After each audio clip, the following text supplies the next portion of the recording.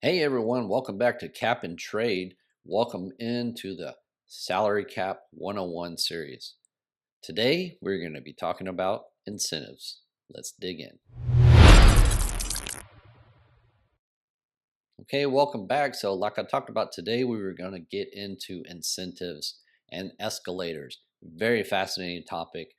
Teams use these in a variety of different ways. So, let's jump over to the slideshow like always and see what's going on.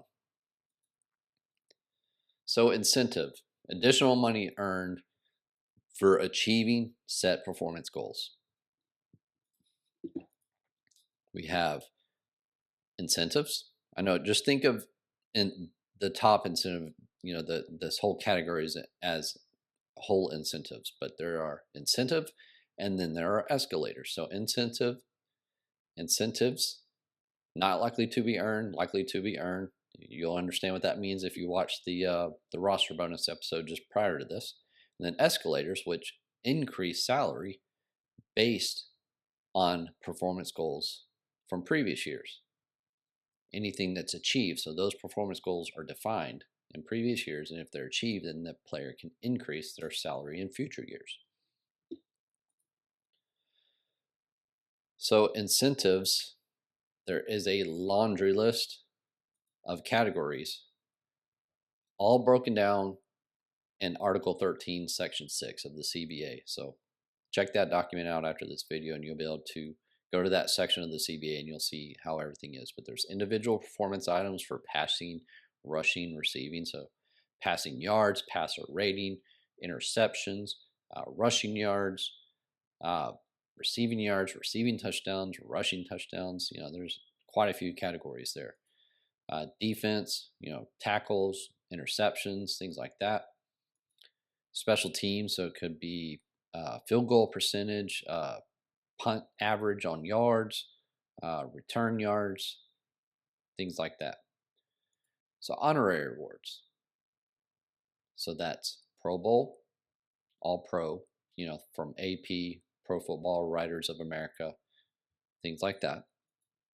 Then there's also team performance goals, which could be team wins, team scoring, defensive scoring, could be net passing yards, net rushing yards, net punt average. I mean, there's a lot of different categories to get into that one as well.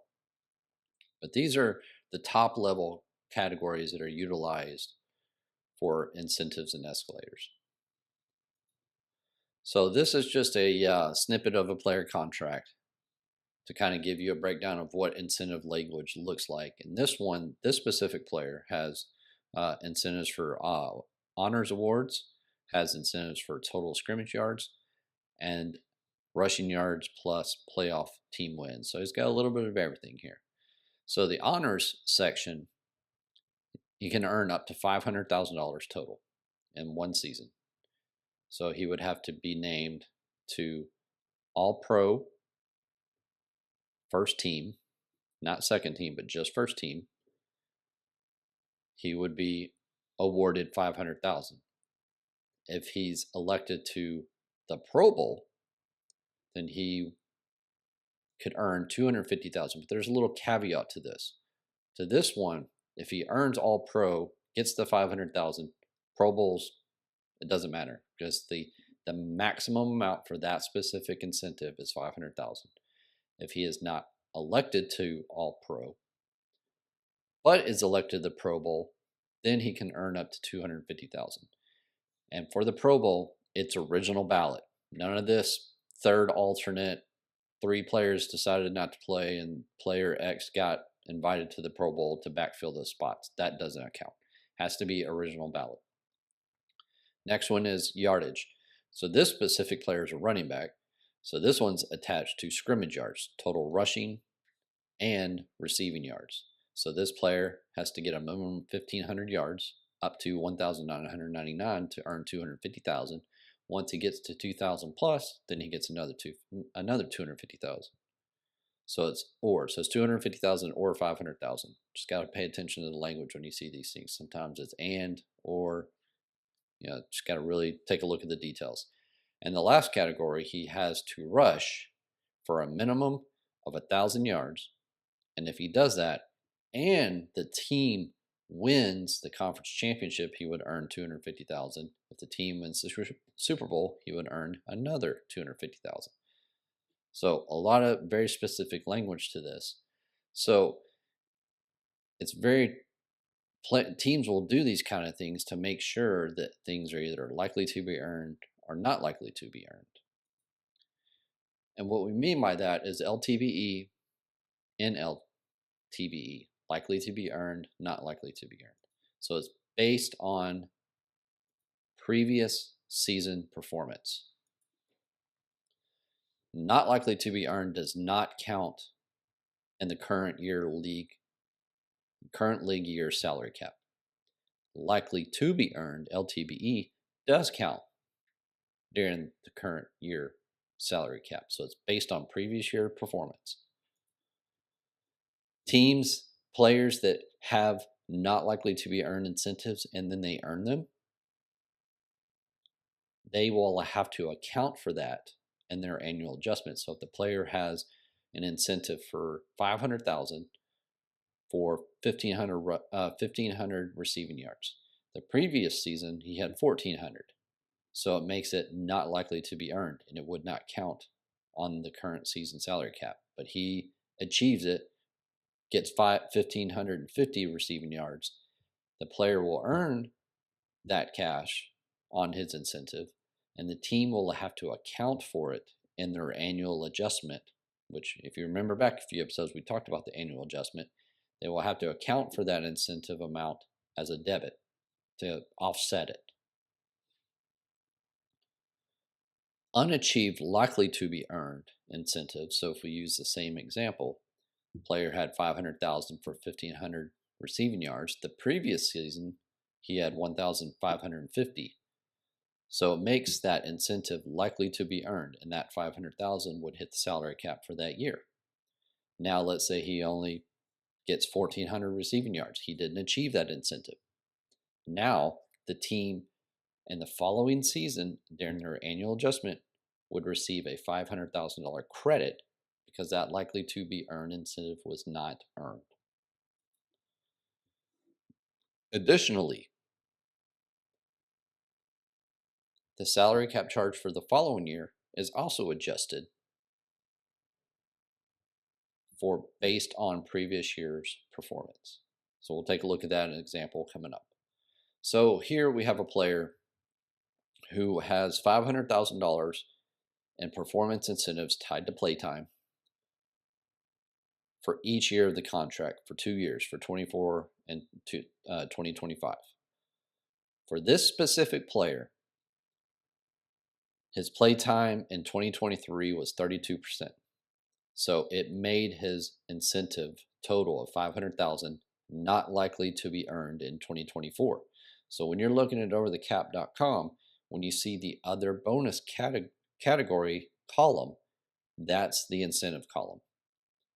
So in this case, as you see, it's a 0 because it was not likely to be earned.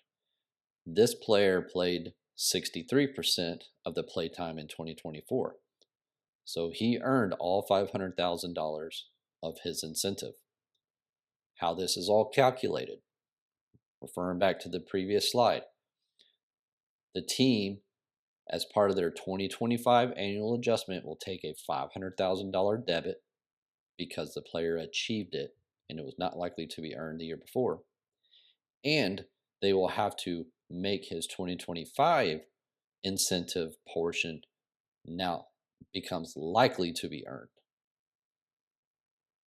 So that's where you see the other bonus of 500,000 for 2025. So it's almost like a double whammy. Now the team has to add 500,000 for the player charge and take a $500,000 debit.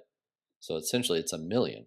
So these are things that teams have to calculate and plan on, and they're just hedging against a future salary cap that's rising to take in these numbers and absorb them a little bit easier.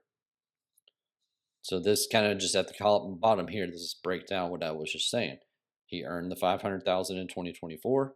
The team must account for it as annual adjustment in 2025 and increase that player salary cap charge in 2025 as well because it becomes likely to be earned.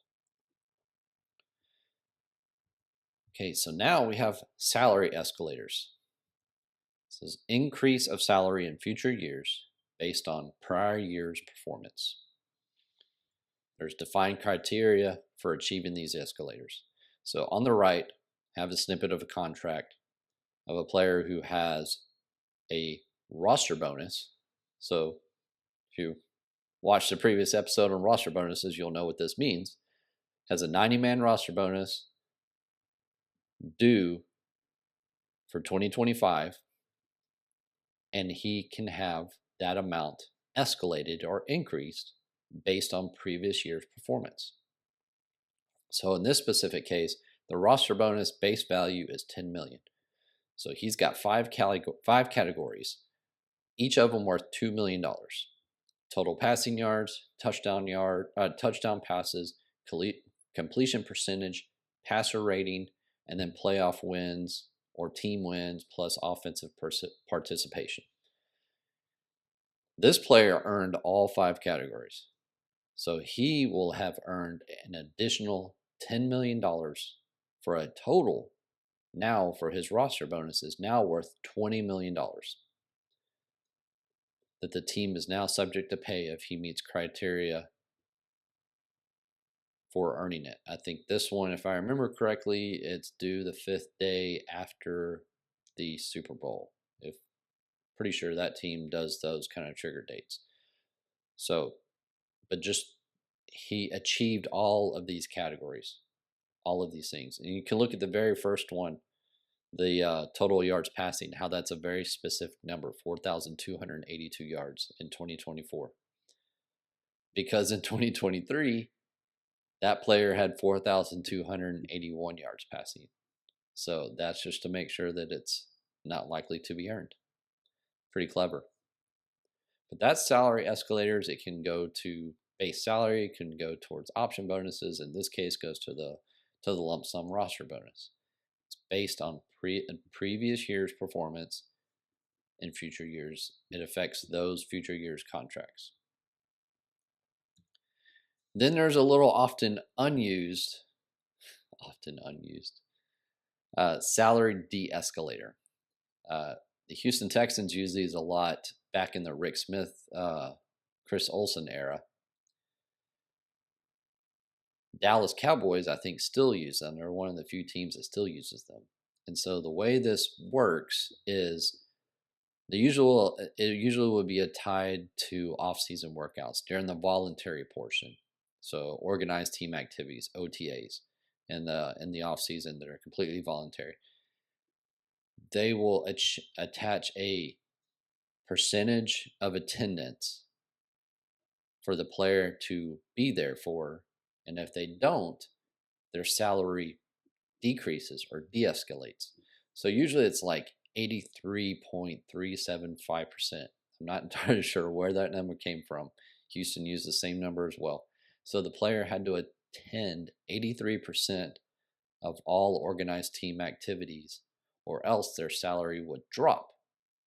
So it's voluntary. So it's almost kind of like a workout bonus. It's voluntary, so if the player doesn't show up, he'll lose. And generally it was about $250,000 was the salary de-escalator. So their base salary would drop by that amount if they weren't there for the minimum number of activities.